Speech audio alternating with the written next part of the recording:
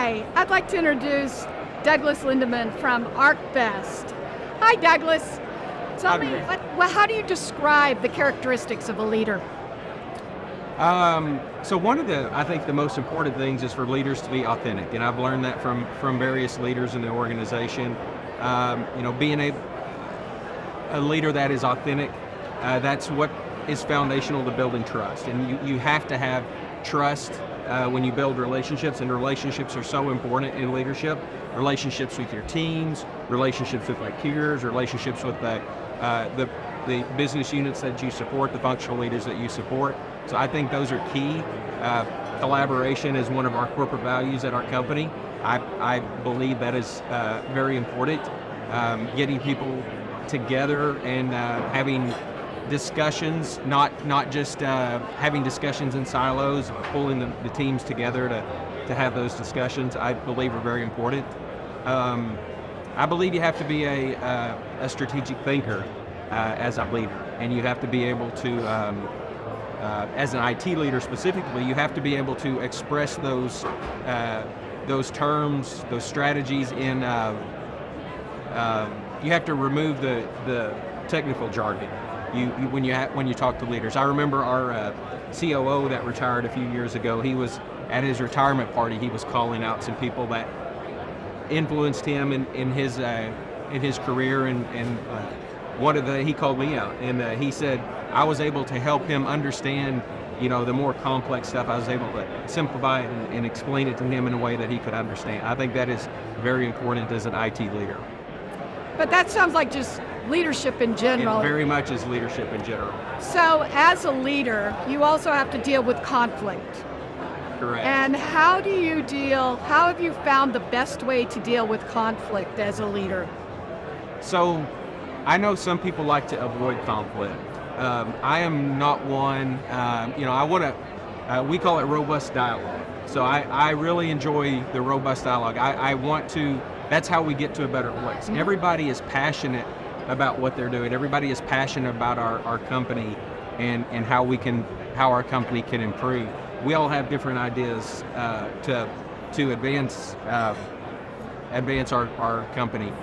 And so I believe that getting the people together and understanding what their core issues are that they have and talking through those is very important.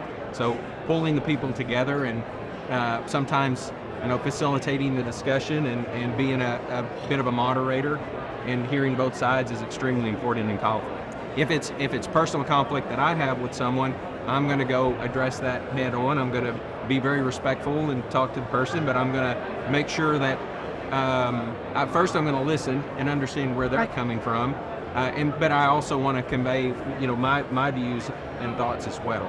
But ultimately, we're going to get to the better place because we all have that ultimate goal in mind. But you missed one point that you're very good at, and that is when you do take on conflict, you take a step back and you don't react immediately. That is very true, yes. You take a step back. Take a break, yeah. And you think about it. Yes. And then when you reread what you're going to write or whatever, and then you make that decision. You never go out immediately. You're very thought-provoking about dealing with those things. How does that work for you? Does that help? Do you get greater respect? So whether it's depending on first off, I would much prefer to handle conflict face-to-face versus a phone call or versus email. But sometimes you have to pick the right channel, and sometimes you're forced into a channel.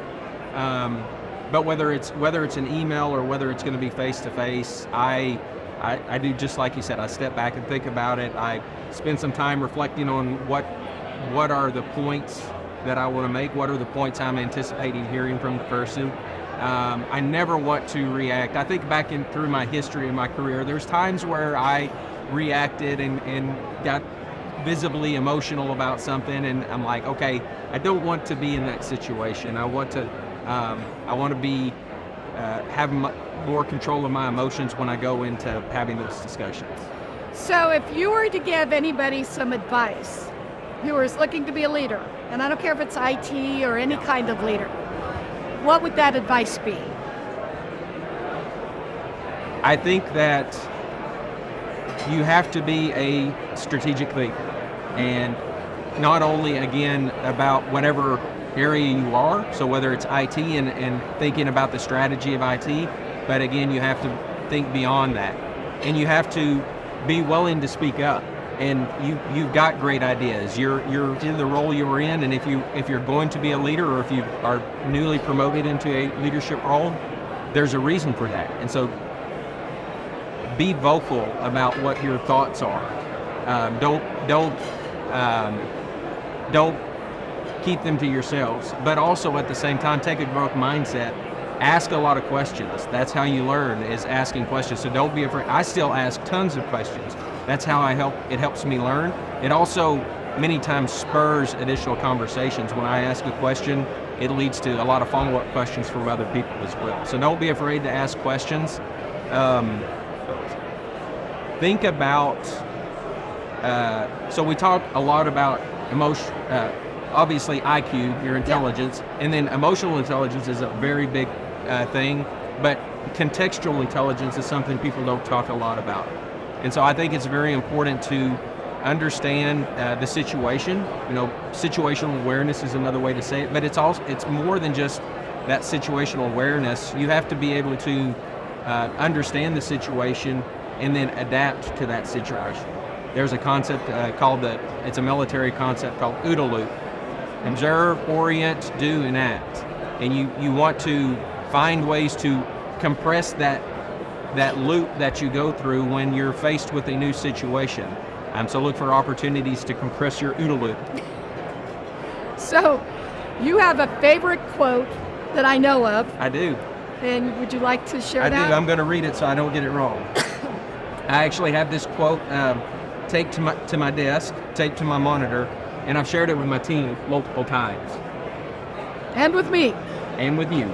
It's Clarence Francis. I believe he was the CEO of General Foods back in the 60s, 50s and 60s, I believe. You can buy a man's time. You can buy his physical presence at a given place. You can even buy a measured number of his skilled muscular motions per hour. But you cannot buy enthusiasm. You cannot buy loyalty. You cannot buy the devotion of hearts, minds, or souls. You must earn these. And I share that with my team. I share it with new leaders because I think that is very important for them to understand. They have to earn the respect of their teams. They have to earn the enthusiasm, the engagement of their teams daily. And it's all about relationship building, and that's how you earn that. And I would remind you, as we started this conversation, that's how you started to describe yourself as a leader.